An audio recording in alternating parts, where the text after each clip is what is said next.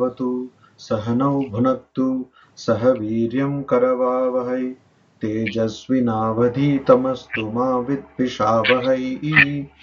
Om Shanti Shanti Shanti. Hari Om. We were discussing Shankaracharya's commentary on the first sutra, first aphorism of the Brahma Sutras, that is Athato Brahma Jigyasa, and we are now going through a series of objections by the opponent or Purva Paksha and counter arguments by Shankaracharya or the Siddhantin. That means the person who holds the principle. Now, since the very beginning of Brahma Sutra Bhashya, or since the very beginning of the commentary of Shankaracharya on the Brahma Sutras, we see that Shankaracharya is constantly bringing up this opponent's view. So, even opponent's view is being written by Shankaracharya. It is Shankaracharya who is writing that. So, he is postulating, or he is imagining, he is in advance thinking that there is a opponent's view. And what is the view? In the beginning itself, the view is that this study or this desire to know Brahman, or this inquiry into the ultimate reality Brahman, is futile. There is no need to know Brahman. And so in the beginning he says that, and Shankaracharya in his own way he explains, he raises this objection through the mouth of the opponent and he explains. Similarly, in the Adhyasa Bhashya, he raises the objection that is there any ignorance? There is no ignorance, and then he explains. Then he says that this has to be done. The Purva Paksha is saying that you have to first study the rituals, etc. There again he counters that argument. Now, when Shankaracharya is clarifying the meaning of the word Jigyasa, Athato Brahma Jigyasa, so when he has come to the last part of the aphorism, that is Jigyasa, the word Jigyasa, that means desire to know, there he interestingly is raising an objection again of the opponent or the Purva Paksha, and that objection is a very critical objection. That objection is based on commonsensical perception. That objection is based on what we see in our day-to-day lives, what we see in our daily mundane lives. What is that objection? Jigyasyatva Sambhava Akshepa Bhashyam. This section can be called Brahmano Jigyasyatva. Jigyasyatva means the property of anything of being the object of the desire to know. Jigyasa is desire to know. Jigyasya is the object of the desire to know. That which is desired to be known is Jigyasya. So Jigyasyatva is the property of something of being the object of the desire to know. So here the opponent is saying, first of all, whether Brahman qualifies to be the object which can be desired to know. He says, Tat punaha Brahma prasiddham aprasiddham vasyat yadi prasiddham na vijigyasitavyam atha aprasiddham naiva shakyam jigyasitum iti. It's a very simple Sanskrit. Shankaracharya's Sanskrit is very simple. Tat, that, punaha, nevertheless, Brahma or Brahman, prasiddham, well known, aprasiddham, not well known, va or syat, must be, if it is, yadi, if prasiddham, well known, not vijignyasitavyam, should be desired to be known. Atha, on the other hand, aprasiddham, not well known, na eva, not at all, shakyam, possible, jigyasitum, to be desired to be known, iti. So the argument is very simple. What is this Brahman? There can be two alternatives or two possibilities with this, or anything which is there which can be desired to be known. One is that it is prasiddham, it is well known. Another one is it is aprasiddham, it is not well known. Now, any object or any concept or anything or any person, event, etc., can be in either of these categories. Whatever you say is the object of the desire to know can come only in either of these categories. Either it is known or it is unknown. If it is well known, then yadi prasiddham na vijigyasitavyam, then there is no point of its being the object of the desire to know, because it is already well known.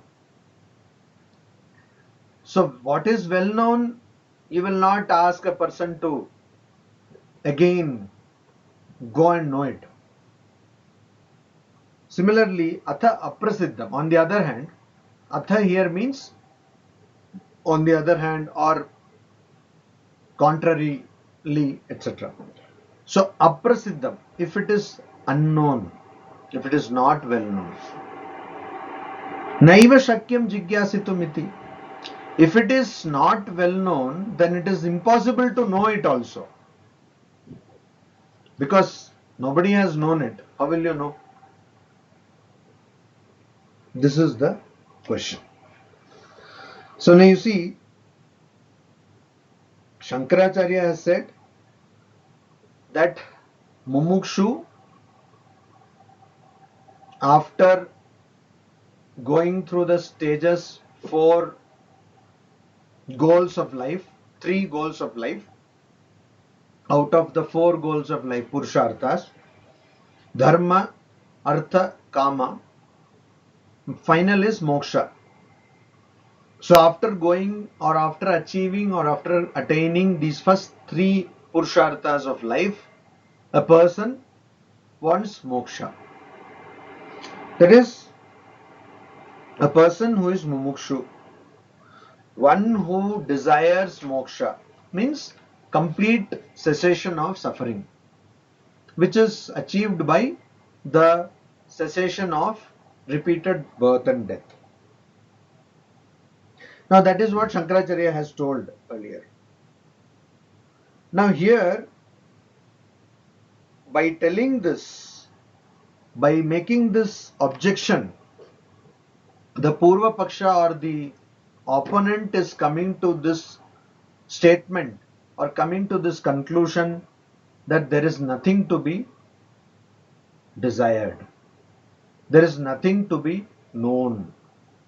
So the desire to know is not properly focused, because Brahman is not a proper thing to be known. That is the objection.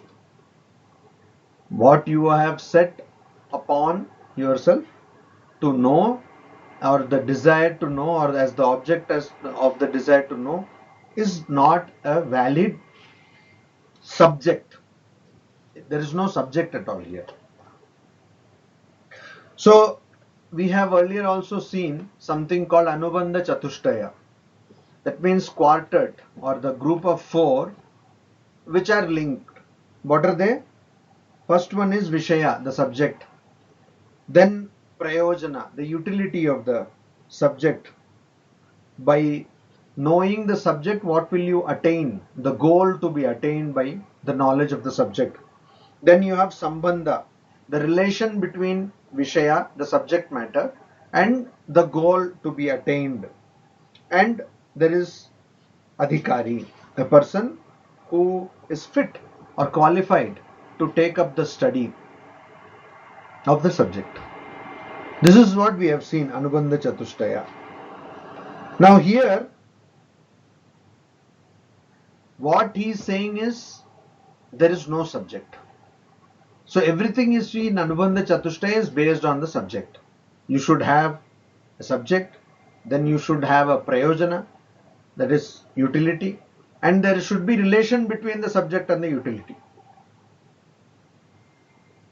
So the subject is, say, medicine, and you are saying after reading this book you will be able to treat so many diseases, but after reading the book you are unable to do that. So that means there is no connection between the utility given and the subject. So that there is no sambandha there. So that cannot be accepted as a proper study or a proper text. But here what objection is made is directly on the first aspect of Anubandha Chatushtaya, that there is no subject here at all. If you go to a court, the first thing the judge has to decide is whether there is a case. So first, even when you apply for a case, mostly at that time itself they are supposed to decide whether there is enough ground for a case. So you cannot just file a case against somebody. Somebody said that I don't like you, so you cannot go and file this case that this person told he doesn't like me. How can he say? So I file a case. No, because there is no case. So there are only certain aspects in which you can file a case. Similarly, there should be a concrete subject for study or inquiry, or a subject which has to be known, for which there can be a desire to be known. So the opponent's objection is there is no subject here. What you are saying doesn't make sense. So he is directly hitting at the first point of Anubandha Chatushtaya. Second thing is, in the Adhyasa Bhashya, when we saw the introduction of Shankaracharya to his commentary on Brahma Sutras, he raised this objection of the opponent that there is no point in starting this study. This study itself is futile. So that also was put down by Shankaracharya by the argument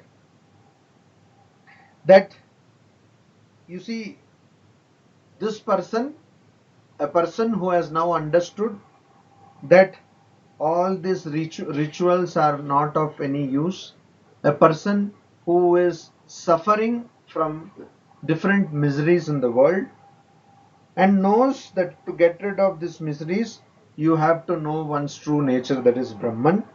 That person, a mumukshu, wants to attain the realization of Brahman, and so one has to do the study of Brahma Sutras. That is how Shankaracharya finishes his masterly Adhyasa Bhashya. So that thing again he is now bringing. He is saying, no, you might have told that, but that was not very logical, and there are not enough grounds to prove that this is what people want, or this is what a person wants. Then the third and the very commonsensical argument is, what do we generally want? What is the thing that we want? Even in Gita, we see dhyayato vishayan pumsah sangah teshu upajayate sangat sanjayate kama. So kama, desire, comes when somebody dhyayate vishayan pumsah. So when somebody thinks of something, to think of something you should know that thing already. Unless you know something, how can you think about it? So to think of something, you should know that already. And are you meaning to say that a person already knows Brahman? The person cannot know Brahman already. And if one knows Brahman, then what is the point in this whole exercise? And if does not know, how can that person have the desire to know something of which that person does not know anything? So it's a very valid and very pertinent question that the objector, Purva Pakshin, is raising. Generally, you see something, a desire is produced, and then, or you hear something, means there is some kind of a perception, direct or indirect, whatever. And then you say, oh, I want to go to that place. Why? Because I'm hearing everyone, or I have seen in Google Earth, or I have seen in Google Maps, or TripAdvisor, somewhere, and so I want to go to that place. Or there is a place called Bora Bora Islands. Do you know? Bora Bora Islands. So you can go to that place. It might cost some lakhs of rupees, but yeah, if somebody can afford, like our Shubhaji, can go to that place. You go and you enjoy. Or you see a thing and you want that thing. Advertisement is based on this. But that is not the case here. Then how are you saying that Brahman is something which is the object of the desire to be known? Second thing is, see, if it is prasiddham, if it is known, how can it be known? By Shastras, by studying the Vedas, or more particularly by studying the Upanishads. A person may know. Because the Upanishads have been told by rishis, it is a wisdom which has been realized. A person may know that by studying. Also, a person with a pure mind, as Sri Ramakrishna also says, pure mind is Guru. So, a person with pure mind can understand and realize Brahman. Now, if that is the case, and also this is self-revealing, so that there is nothing which is necessary on top of the knowledge of Brahman, or nothing is necessary to support the knowledge of Brahman. It is self-revealing, self-dependent, self-existent. Swata Pramana. So because it is Swata Pramana, it is self-evident. You can know that by studying Upanishads, because Upanishads are not just some statements or some texts. You can know that. So if a person has already known it by studying the Upanishads and having a pure mind, then there is no point in studying this Brahma Sutra. Because Brahma Jigyasa, the person has already known Brahman. Because if a person has pure mind, then the realization of Brahman will happen automatically on reading the statements like Tattvamasi, Aham Brahmasmi, all Mahavakyas. So why does one need this study? One thing. And if you say that no, that person has not studied the Upanishads, then if that person has not studied Upanishads at all, then from where will that person know about the Brahman? And that person will not know about Brahman, then why will that person, though that person is suffering in the world, why will that person want to know Brahman? Why will this idea come in that person's mind? So all these things doesn't make sense. In the Adhyasa Bhashya, also afterwards, Shankaracharya says that we should know Brahman. We should have the knowledge of Brahman. But that logic or that statement is not going to have any effect here, because that is not tenable, that is not logical. And so you cannot just come and say that I want to know something. And you cannot write a scripture about something which cannot be known. You cannot write a text about something which cannot be known. And then if you write some text about something which cannot be known, then the whole object of the text becomes nothing. It's a complete void. Nishprayojana. There is no prayojana. There is no utility of the text. It's just a waste of time. So why are you now studying Brahma Sutras? That is and first of all, there is no subject. And if there is no subject, there cannot be any utility.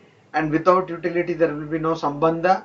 And without sambandha, when there is nothing to be studied, there is no use of studying it. and there is no connection between the use and the subject, then there is no question of who is fit to study. In one manner, everybody is fit to study because there is nothing to study. So this is the logic, this is the argument which the Purva Pakshin gives here. Om Shanti Shanti Shanti Hari Om Tat Sat.